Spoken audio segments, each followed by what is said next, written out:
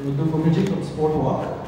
Congratulations on the win. You guys literally are invincible right now.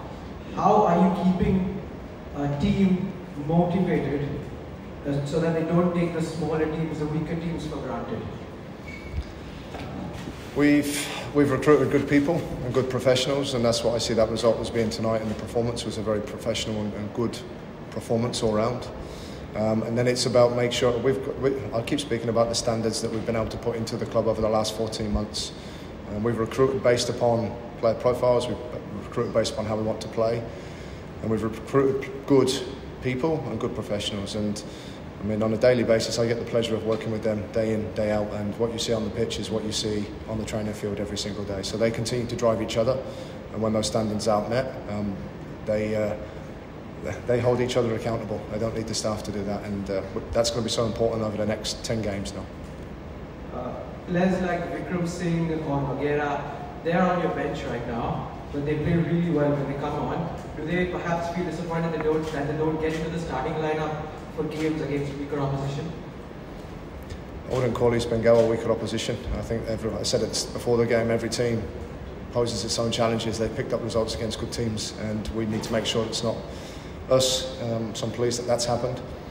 Rather than speak about Vikram and Alberto, who I agree with you have come on and made sure we can finish strong over the last couple of games, what we'll speak to is Mutada Fall. So Mutada's been our captain of the club for the last 2 seasons before this. He played the first game, he come on in a couple of the others, and he was very patient, and he recognised the squad that we have and how well the team was playing regardless of the players that we had. And when I talk about being a good professional and a good person, Mutada Fall epitomises the group. For a captain to sit out and not get the game time maybe that he thinks or that we think or others think that he should get, and to be patient and work the way he has and be such a positive influence still around our group, that speaks volumes. And that's what I'll say about Nogueira. I'll say the same about Vikram and all those other players that at the moment maybe not as starting, but you can see how important they are to us and have been to us so far, and they will be to us going forwards.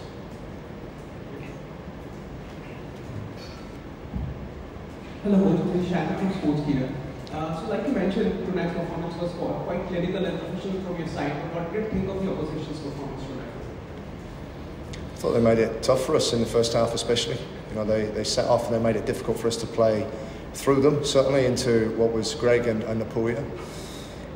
But again, for me, we may have struggled last year, and we did struggle when we played East Bengal twice, and they played a similar way when we played them last time. But again, having the time with this playing group, 14 months now, it's game number 43 or 44.